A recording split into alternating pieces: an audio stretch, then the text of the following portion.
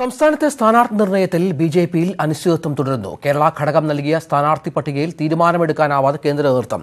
പത്തനംതിട്ടയിൽ K Surendran BJP സ്ഥാനാർത്ഥിയാകാൻ സാധ്യതയേറി. Alphons കണ്ണന്താനത്തെ എറണാകുളത്തും N രാധാകൃഷ്ണനെ ചാലക്കുടിയിലും മത്സരിപ്പിച്ചേക്കും. ഡൽഹിയിൽ നിന്നും കെ പി അഭിലാഷ്, തിരുവനന്തപുരത്ത് നിന്ന് ടി ജി സജിത്ത് എന്നിവർ ചേരുന്നു. ആദ്യം അഭിലാഷിലേക്ക് പോയാൽ, അഭിലാഷ്, എന്തെങ്കിലും തീരുമാനങ്ങൾ ലഭിക്കുന്നുണ്ടോ ദില്ലിയിൽ നിന്ന്? ഇന്ന് പ്രഖ്യാപനമുണ്ടാകാൻ സാധ്യതയുണ്ടോ? പുതുതായി പട്ടികയിൽ കടന്നുവന്ന പേരുകൾ, ഒഴിവാക്കപ്പെട്ട പേരുകൾ ഏതൊക്കെയാണ്?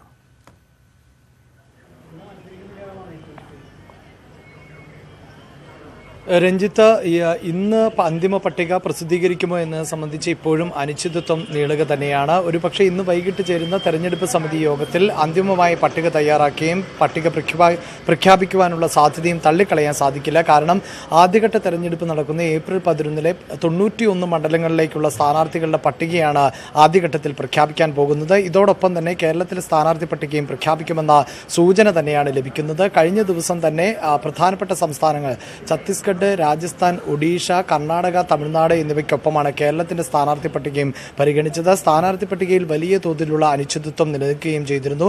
സംസ്ഥാന നേതൃത്വം നൽകിയ പട്ടികയിൽ തിരുവനന്തപുരം ഒഴികെയുള്ള എല്ലാ മണ്ഡലങ്ങളിലും ഒന്നിലധികം പേരുകളാണ് സമർപ്പിക്കപ്പെട്ടത്. ഈ പശ്ചാത്തലത്തിലാണ് കേന്ദ്ര നേതൃത്വത്തിന്റെ കൃത്യമായ ഇടപെടൽ, കേന്ദ്ര തെരഞ്ഞെടുപ്പ് സമിതിയുടെ ഇടപെടൽ ഉണ്ടായത്. ഇതേ തുടർന്ന് ലഭിക്കുന്ന വിവരങ്ങൾ നിരുവനന്തപുരത്ത് നേരത്തെ തന്നെ നിശ്ചയിച്ചതായിരുന്നു കുമ്മനം രാജശേഖരന്റെ സ്ഥാനാർത്ഥിത്വം എന്നുള്ളത്.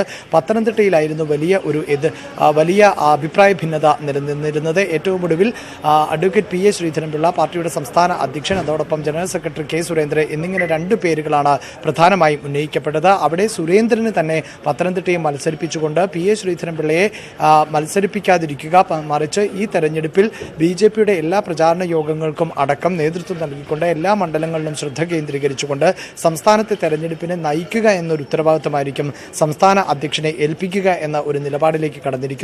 നേരത്തെ പാലക്കാട് മണ്ഡലം ഇല്ല എങ്കിൽ മത്സരിക്കാനില്ല എന്ന് ദേശീയ നേതൃത്വത്തെ അറിയിച്ചിരുന്ന ശോഭാ സുരേന്ദ്രനെ ആറ്റിങ്ങലിലേക്ക് തന്നെയാണ് സാധ്യത എന്ന് അറിയുന്നു. ആറ്റിങ്ങലിൽ മത്സരിക്കണമെന്ന് ശോഭാ സുരേന്ദ്രന് ദേശീയ നേതൃത്വം നിർദ്ദേശം നൽകിയതായാണ് അറിയുന്നത്. കാരണം കേരളത്തിൽ ഒരു സ്ഥാനാർത്ഥി പട്ടിക തയ്യാറാക്കുമ്പോൾ അതിൽ വനിതാ പ്രാതിനിധ്യം ഉറപ്പാക്കേണ്ടതുണ്ട്. പൊന്നാനിയിലെ വി ടി രമയെ മാറ്റി നിർത്തിക്കഴിഞ്ഞാൽ പിന്നീട് ഈ സ്ഥാനാർത്ഥി പട്ടികയിലൊന്നും വനിതാ സ്ഥാനാർത്ഥികൾ ഇല്ലാത്ത സാഹചര്യം വരുന്നു.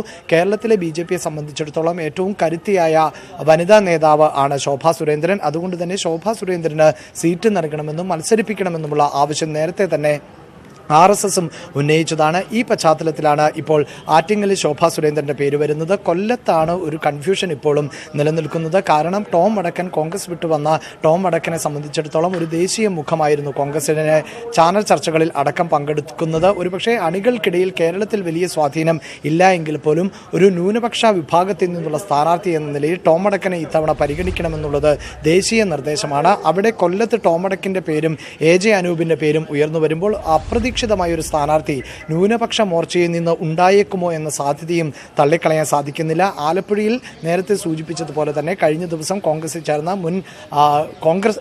കഴിഞ്ഞ ദിവസം BJPയെ ചേർന്ന മുൻ കോൺഗ്രസ് സഹയാത്രികൻ കൂടിയായ KS രാധാകൃഷ്ണന്റെ പേര് വരുമ്പോൾ എറണാകുളത്താണ് അൽഫോൺസ് കണ്ണന്താനത്തെ പരിഗണിക്കുന്നത്. അദ്ദേഹം നേരത്തെ മത്സരിക്കാൻ താല്പര്യം പ്രകടിപ്പിച്ചിരുന്നത് പത്തനംതിട്ടയിലായിരുന്നു. അദ്ദേഹത്തിന്റെ കുടുംബവുമായി ബന്ധപ്പെട്ട് ഏറെ സ്വാധീനമുണ്ട്, മതസാമുദായിക പിന്തുണ ലഭിക്കും എന്നൊക്കെ പറഞ്ഞുവെങ്കിലും അൽഫോൺസ് കണ്ണന്താനത്തെ എറണാകുളത്ത് പരിഗണിക്കുമ്പോൾ ചാലക്കുടിയുടെ കാര്യത്തിലും ചെറിയ സംശയമുണ്ട്. ഒരുപക്ഷെ കൊല്ലത്തും ടോം വടക്കന് നൽകുന്നില്ല എങ്കിൽ ചാലക്കുടി ടോം വടക്കന് നൽകിയേക്കുമെന്ന സൂചനയുണ്ടെങ്കിൽ പോലും ഇപ്പോൾ ഉയർന്നു കേൾക്കുന്നത് AN രാധാകൃഷ്ണന്റെ പേര് തന്നെയാണ്. General secretary AN Radhakrishnan.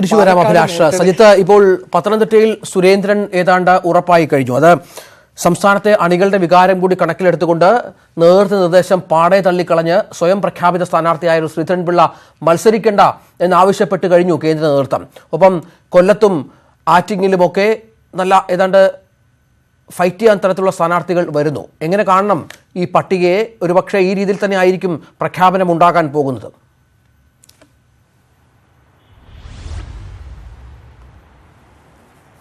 Ranjith, Delhi ചർച്ചകൾ നൽകുന്ന സൂചന പ്രാദേശിക വികാരം മനസ്സിലാക്കിക്കൊണ്ടുള്ള ഒരു തിരുത്തൽ സംസ്ഥാനത്ത് നിന്ന് നൽകിയ പട്ടികയിൽ ഉണ്ടാകുന്നു എന്നതാണ്. ഒരുപക്ഷെ അവസാനം പുറത്തിറങ്ങുന്ന പട്ടിക സംബന്ധിച്ച കൃത്യമായ സൂചനകളാണ് ഇപ്പോൾ പുറത്തു വരുന്നത്. പ്രഖ്യാപനം ഇന്നുണ്ടായാലും നാളെ നടന്നാൽ പോലും എന്തായാലും ഇപ്പോൾ ലഭിക്കുന്ന ഈ ചർച്ചകൾക്കായിരിക്കും ഒരുപക്ഷെ അന്തിമ ലിസ്റ്റിൽ കൂടുതൽ പ്രാമുഖ്യം കിട്ടുക. അതിലേറ്റവും ശ്രദ്ധേയമായത് കെ സുരേന്ദ്രന്റെ ഉൾപ്പെടുത്തി എന്നുള്ളതാണ്. സുരേന്ദ്രനെ പത്തനംതിട്ടയിൽ തന്നെ ഉൾപ്പെടുത്തുക എന്നൊരു വലിയ തീരുമാനത്തിലേക്ക് BJP എത്തുന്നു എന്നുള്ളത് പോലെ തന്നെ പ്രാദേശിക വികാരം മനസ്സിലാക്കിക്കൊണ്ടുള്ള ഒരു പ്രായോഗിക തീരുമാനത്തിലേക്ക് BJP വന്നു എന്ന് വേണം നമുക്ക് മനസ്സിലാക്കാൻ.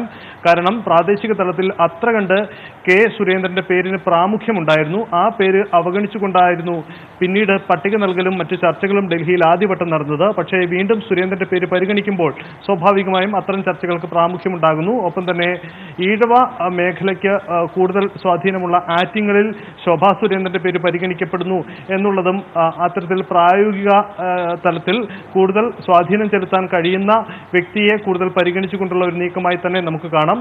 ഒപ്പം തന്നെ പാർട്ടിയിൽ പുതിയതായി എത്തിയവർക്കും അവരുടെ സ്വാധീനമുണ്ടാക്കാൻ കഴിയുന്ന ഇടങ്ങളിൽ സ്ഥാനം നൽകാനുള്ള നീക്കങ്ങളുമുണ്ട്. എന്തായാലും അൽഫോൺസ് കണ്ണന്താനത്തിന് കൊല്ലം പരിഗണിച്ചിരുന്നതിൽ മാറ്റമുണ്ടായി. തനിക്ക് ഒട്ടും പരിചയമില്ലാത്ത മണ്ഡലമാണ് കൊല്ലം എന്നത് അദ്ദേഹം തുറന്നു പറഞ്ഞതുമാണ്. ഈ ഒരു സാഹചര്യത്തിൽ എറണാകുളം, ഇടുക്കി തുടങ്ങിയ പേരുകൾ പരിഗണിക്കപ്പെടുന്നുണ്ട്. ഒരുപക്ഷെ അദ്ദേഹം പ്രചാരണത്തിന്റെ മുഖ്യ ചുമതല ഏറ്റെടുത്ത് മാറി നിൽക്കാനുള്ള സാധ്യതയുണ്ട്.